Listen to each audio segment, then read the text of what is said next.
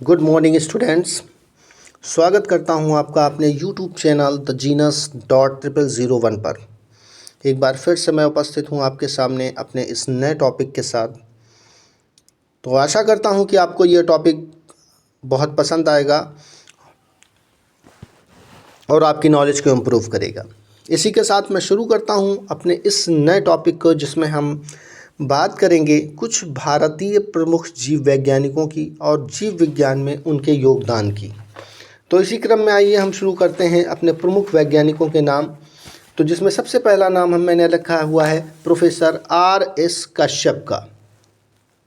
जी हाँ, professor R.S. Kashyap का, जिनका जन्म 1882 ईस्वी में हुआ था और मृत्यु 1924 ईस्वी में हुई थी। ये पंजाब प्रांत में पैदा हुए थे। Professor R.S. कश्यप को फादर ऑफ इंडियन ब्रायोलॉजी कहा जाता है, क्योंकि इन्होंने ब्रायोफाइटा के कुछ नए जीनस व बहुत सी स्पीसीज की खोज की थी। दूसरे क्रम के हमारे वैज्ञानिक हैं प्रोफेसर बीरबल साहनी।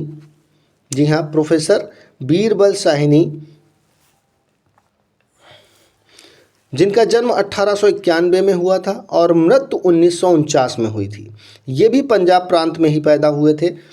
प्रोफेसर बीरबल साहनी को फादर ऑफ इंडियन पेलियोबॉटनी कहा जाता है, यानी इन्हें जीवाश्म विज्ञान का पिता कहते हैं, क्योंकि इन्होंने जुरैसिक युग के जिम्नोस्पर्मी की एक क्लास पेंटोक्साइली से संबंधित खोजें की थीं।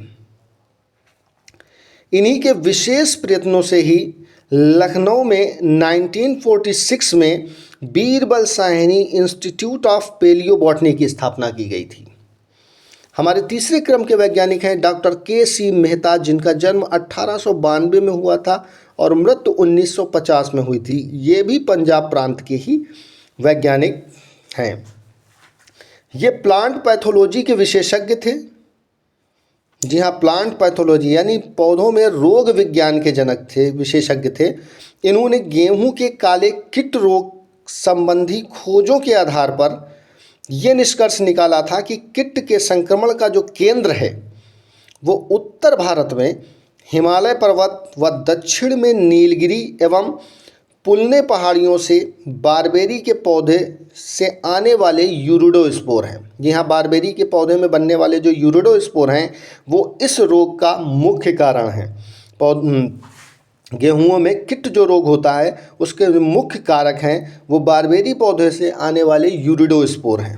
ठीक है, इसी क्रम में हमारे चौथे वैज्ञानिक हैं प्रोफेसर P. महेश्वरी, जिनका जन्म 1904 में हुआ था और मृत्यु 1966 में हुई थी। ये राजस्थान के जयपुर शहर में पैदा हुए थे। इनका महत्वपूर्ण योगदान इनका पूरा नाम प्रोफेसर पंचानन महेश्वरी है और इन्हें एम्ब्रायोलॉजी के विश्वविख्यात विद्वान हैं। ठीक है, ये एम्ब्रियोलॉजी के यानी भ्रूण विज्ञान के विश्वविख्यात विद्वान हैं। और इनकी पुस्तक an introduction to the embryology of angiosperm, नाम एक बार फिर से सुनिएगा, an introduction to the embryology of angiosperm विश्व की श्रेष्ठ पुस्तकों में से एक है। इसी क्रम में हम अपने अगले वैज्ञानिक की ओर चलते हैं, जिनका नाम है डॉक्टर अरुण कुमार शर्मा। जी हाँ, डॉक्टर अरुण कुमार शर्मा ये कोलकाता में 1924 को पैदा हुए थे और इनका कार्यक्षेत्र साइटोलॉजी, साइटोजेनेटिक्स और साइटोकेमिस्ट्री है।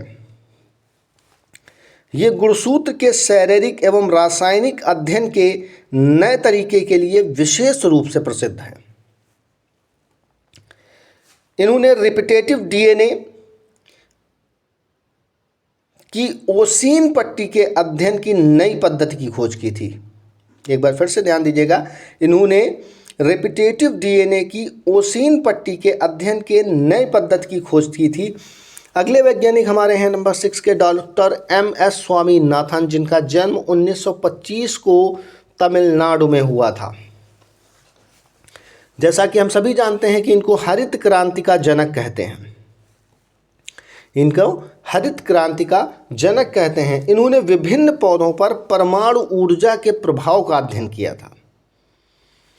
विभिन्न पौधों पर परमाणु ऊर्जा के प्रभाव का अध्ययन किया था और फसलों की उपज में वृद्धि एवं रोग रहित पौधे और बीजों की उत्पत्ति का अध्ययन किया था। फसलों की उपज में वृद्धि और रोग रहित पौधे प्राप्त करने और रोग रहित बीज उत्पन्न करने के ऊपर इन्होंने अपना रिसर्च किया था। इसी क्रम में हमारे अगले वैज्ञानिक आते हैं डॉक्टर R.P. राय, जिनका जन्म 1920 को गंगापुर बिहार में हुआ था। इन्हें प्लांट ब्रीडिंग और टिश्यू कल्चर के क्षेत्र में विशेष महारत हासिल है। इन्हें प्लांट ब्रीडिंग और टिश्यू कल्चर के क्षेत्र में अपना विशेष महारत हासिल है। इन्होंने कॉक्सीनिया इंडिका नाम के पौधे, ध्यान दीजिएगा, कॉक्सीनिया इंडिका नाम के पौधे के अंदर लिंग निर्धारण करने वाले गुणसूत्र की खोज की थी। अगले वैज्ञानिक हैं हमारे नंबर 8 के सर जगदीश चंद्र बसु, जिनका जन्म 1858 को बांग्लादेश में हुआ था। जगदीश चंद्र बसु को हम बहुत अच्छी तरह से जानते हैं हम सभी लोग, क्योंकि इन्होंने सिद्ध किया था कि पेड़ पौधे भी जीवधारियों की तरह संवेदनशील होते हैं। इसी क्रम में हम अपने अगले वैज्ञानिक के पास जाते हैं, professor M.O.P. Iyengar. Professor M.O.P. Iyengar, जिनका जन्म 1886 में चेन्नई में हुआ था। इन्हें आधुनिक भारतीय शैवाल विज्ञान का पिता कहा जाता है। आधुनिक भारतीय शैवाल विज्ञान का पिता कहा जाता है क्योंकि इन्होंने कई शैवालों की जातियों और उपजातियों की खोज की है। इन्होंने कई शैवालों की जातियों और उपजातियों की खोज की है। इसी के साथ मैं अपने इस टॉपिक को यहीं पर एंड करता हूं और उम्मीद करता हूं कि ये जानकारी आपको बहुत अच्छी लगी होगी। और इसी के क्रम में मैं आपसे कहना चाहता हूं कि अगर आप हमारे इस वीडियो को पसंद करते हैं तो हमारी चैनल thegenus.001 को सब्सक्राइब कीजिए और हमारे वीडियोस को शेयर कीजिए, लाइक कीजिए। और अगर आपको इसमें कुछ कमियां नज़र आती हैं तो प्लीज़ अपने सुझाव कमेंट बॉक्स में लिखकर हमें ज़रूर बताइए। नमस्कार।